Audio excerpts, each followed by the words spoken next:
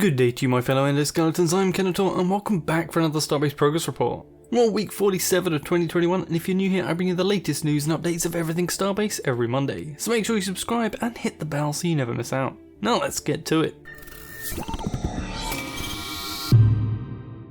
We've had a full week with no patch to the PTU or live branch in Starbase, which is a pretty rare thing, but also leaves us with a little to talk about here. Larry 2 was a bit on the quiet side after last week's deluge of information, but I still got a few things for you this week. And we're going to kick off with a little update on long-range respawns. Larry says he thinks the station and capital ship respawn will also need a once per 24 hours respawn, which allows any distance, but need to inspect that a bit more. This would certainly help getting around our own long distance stations, be it deep in the belt or a faraway moon, as well as allowing for any emergency response to threats. Larry also replied to a post on Reddit asking for the very same thing, where he says this actually aligns pretty much with what they have planned. Transferring from insurance transfer points or from reconstruction machines stores your endo kit and inventory, and a new kit is used at the location where you end up if available. Furthermore, they will add support for multiple reconstruction machines, a much longer distance station and capital ship reconstruction machines. He also imagines that one day the chain transfer can be automated, but that of course is something that will take quite some time and all other features first.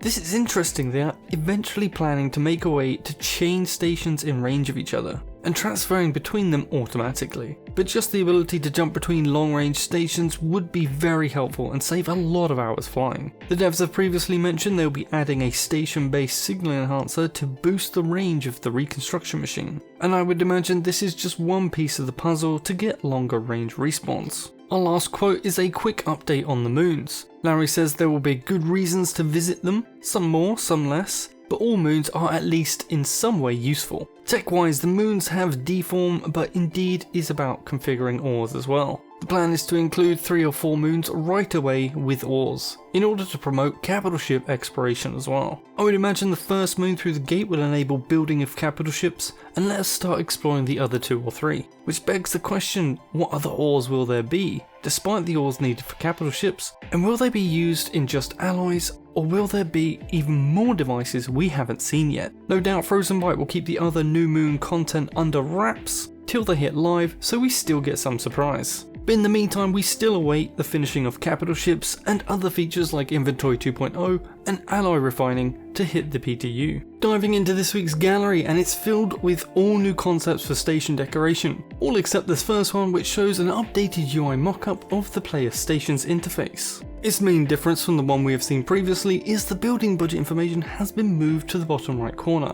instead of under the name in the top left. Onto the concepts now, and we have the first image of the long talked about advert board. The devs have previously mentioned they wanted us to have an advert designer, and no doubt we will get some pre-made signs to choose from too. I expect many a shrine to Bob or Dr. Bolt will be made indeed.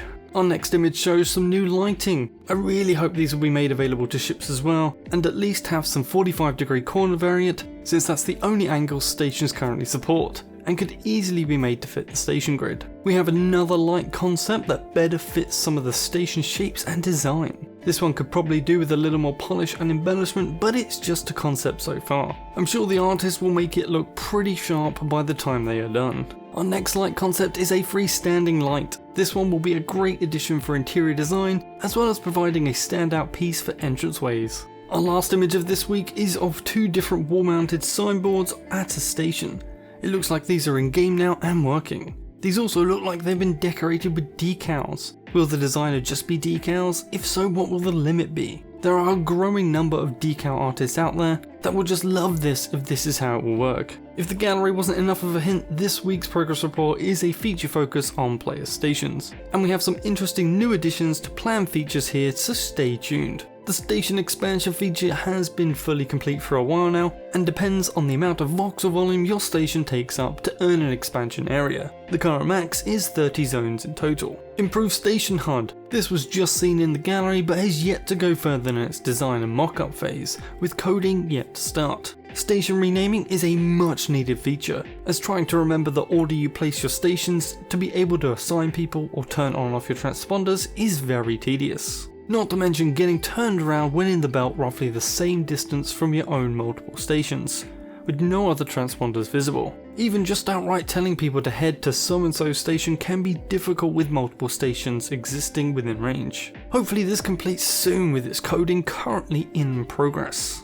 Claiming abandoned stations, obviously a useful feature for the future, but I would wager not entirely needed right now as a priority. Thankfully no time is currently being spent on this feature and is awaiting coding to be started. Group-based station access. This feature has been needed from day one, and it pains me to see the red cross showing that coding hasn't yet been started. But permissions is something that kinda needs an overhaul anyway. We should just be able to add a company by name instead of adding members from your company. This would be very useful for alliances or even stations wanting to be built for the community as a whole, which may even want to be public, with a blacklist instead of a whitelist. Station build mode is our next section, and the devs have got a fair few parts complete here, starting with easily bugged mode, automatically toggling on when selecting a station module from the quick bar. A nice little quality of life add-on here that can save you a bit of time. Unwelding modules without tools in easily bugged mode. This will actually be really helpful when it gets in,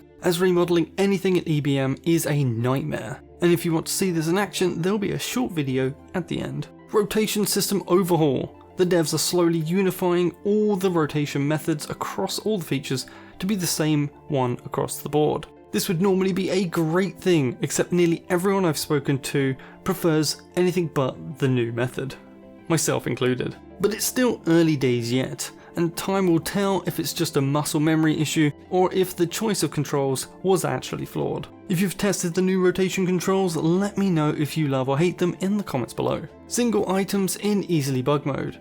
So instead of placing complete pre-made blocks, you will be able to place individual parts of beam structure or station plate work to create something really unique.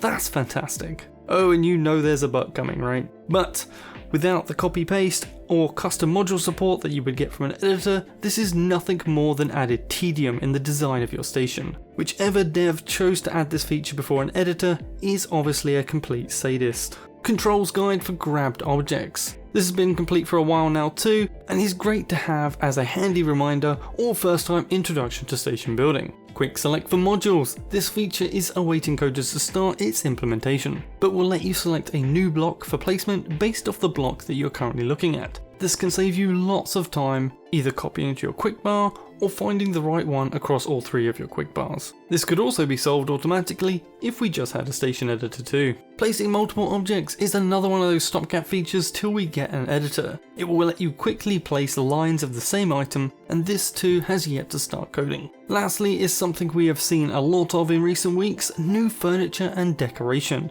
Design and code are complete and is most likely just a template at this point, so it's all on the art department to pump out some new fantastic models and textures for us to put in our stations. Shout out to the art department devs. If you're watching, keep up the good work. Our last section is more additions for stations, and this first one has me slightly concerned as it's literally the opposite of what we have seen in Frozen Byte's own videos. Tripods on player stations. This will allow them to be placed in factory halls on player stations. This makes no sense to me. Building a small cage around where you want to place defense tripods will both block a bunch of their field of view, and secondly, make them stand out with a big glowing box around them. So if you're hoping to put some sneaky hidden tripod areas around your station, think again.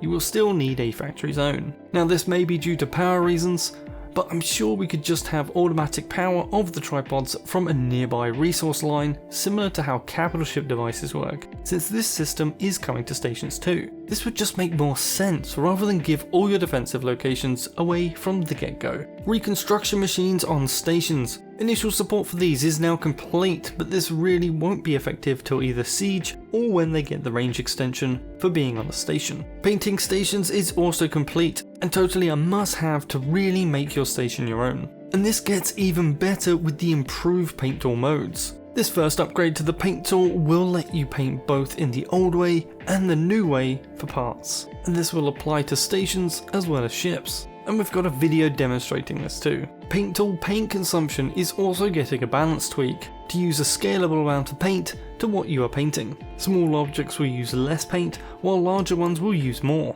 Since some station parts can get very big, this will definitely impact how much paint you will be needing. Hangar halls is our final entry here and one of the most needed for stations since they are still firing ships into the void. This is currently still under coding and will let you despawn your ship into it. This hull will also do triple duty, as you'll be able to assign different control panels to it to turn it either into a designer or a repair hall as well. This is fantastic news that these features are currently being worked on, and not just part of a wish list on the roadmap. Stations are in dire need of a reason to exist beyond just being storage. And these features also help players truly live away from Origin if they so desire. I wanted to highlight some of the videos that were released this week, and starting with the quick unweld in easily bug mode, which you can see here is really speedy, so we can finally pick up just as quick as we can put down. And of course the just mentioned new paint modes, which also come with a handy little UI element on the tool to indicate which layer you're painting. You can paint one specific layer or both layers at the same time too, which is a handy little feature. And that's it, you're all caught up for this week's Starbase news. Don't forget to come drop by my Discord or chip in to support the channel via donor box or YouTube memberships. All my monthly supporters are listed at the end of my videos, and all get access to a supporter channel on my Discord, as well as my eternal gratitude. As always, please smash that like button, share this video with your friends and faction, leave a comment with any questions you want answers to, and I'll see you in the next one. Kenetor, out.